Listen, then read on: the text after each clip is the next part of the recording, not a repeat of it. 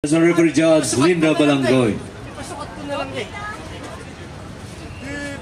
Introducing from the red corner, under the youth boys category, weighing not more than 58 kilograms. Representing Quirino Boxing Team, we have Windili Sanad. And from the blue corner, still under the youth boys category, weighing not more than 58 kilograms, representing University of Baguio, Jobert Paggitan. So this is 3 rounds, 3 minutes per round and 1 minute interval.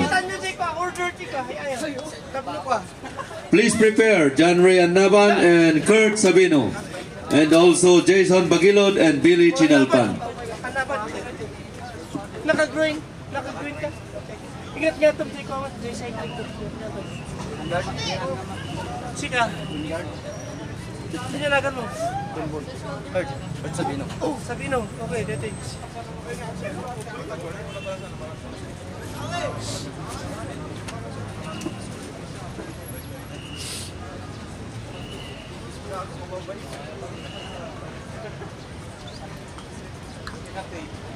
Unasan nyo, Jay, kasi na coach.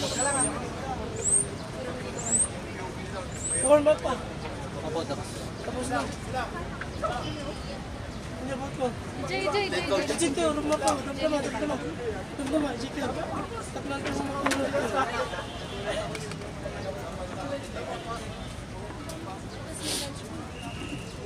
Tulog ka.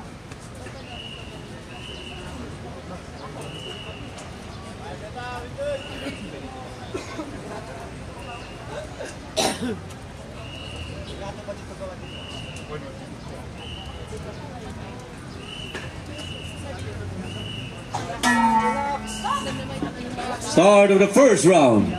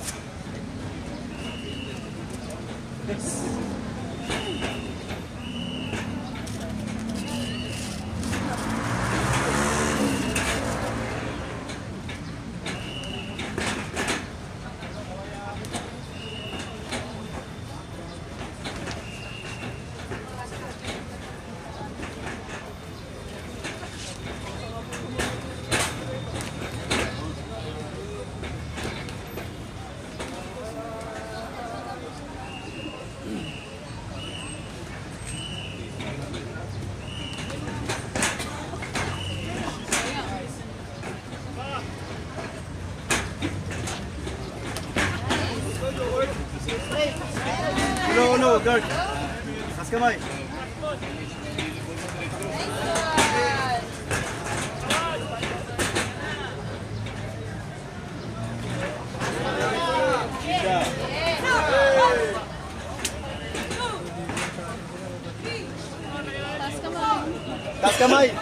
Tas kamay. Wendell.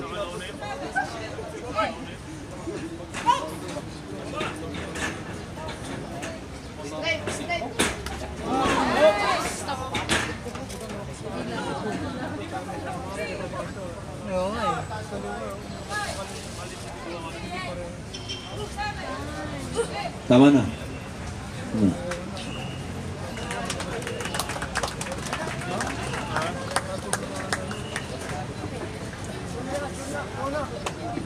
Matigas eh, parang matigas eh.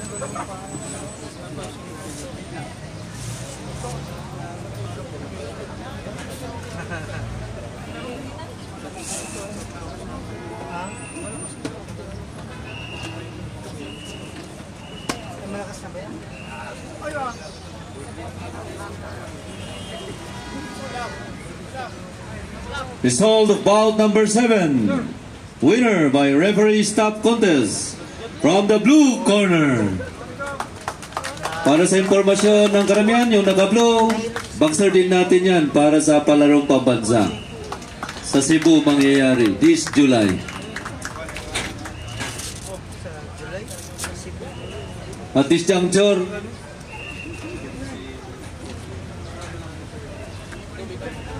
at this point, may we hear a message, of course, from our co-organizer, serving as the City Councilor of the City of Baguio. Please welcome Councilor Vladimir Cayabas.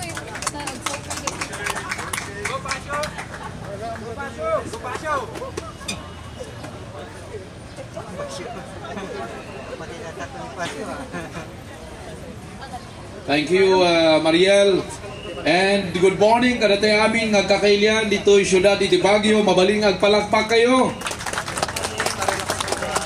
Malagim ko ako principal akad kat the last time that we had this kind of event.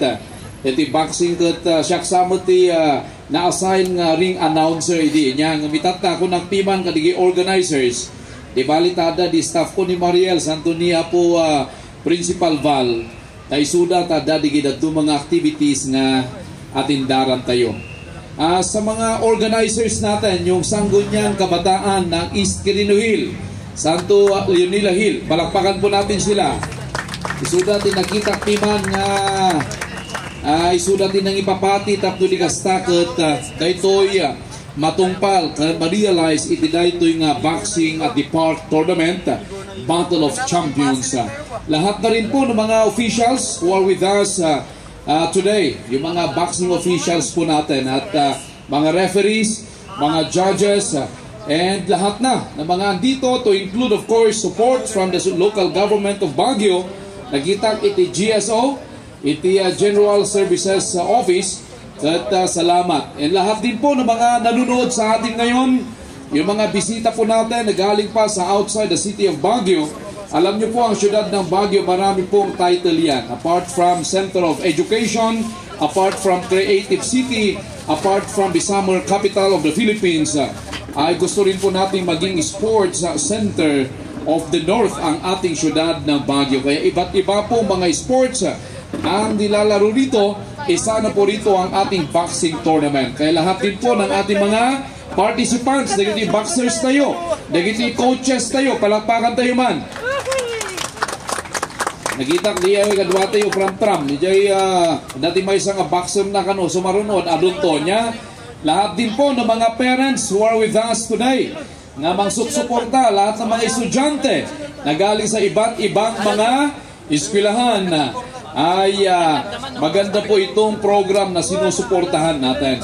Ano po ba ang advantage o kaya bintahin ng sports program na ito? Unang-una ay nagbibigay ng oportunidad sa ating mga kabataang atleta to excel, especially in the field of boxing, mga kaibigan. Kaya marami rin po sa kanila ang scholars ng mga universities and colleges or schools dahil sa pagiging atleta for being boxers of their respective universities. Ibig sabihin yan, maraming nakapagtatapos ng kanilang pag-aaral mainly because of being an athlete, at yan po isa sa mga remedyo para tayo po ay makapag-aral.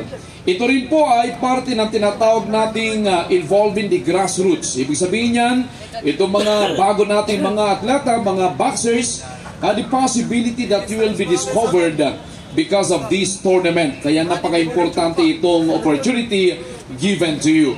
At ang pangatlo, ito po ay isang instrumento para mapalakas pa natin ang disiplina ng ating mga atleta at ng ating mga kabataan. Kaya napaka-importante sa kaunlad ng ating bayan, disiplina ang siyang kailangan, pero dapat magkaroon tayo ng mga instrumento kagaya po ng sports program na ito so that we could be able to strengthen again the discipline among our young people as foundations of our city of Baguio.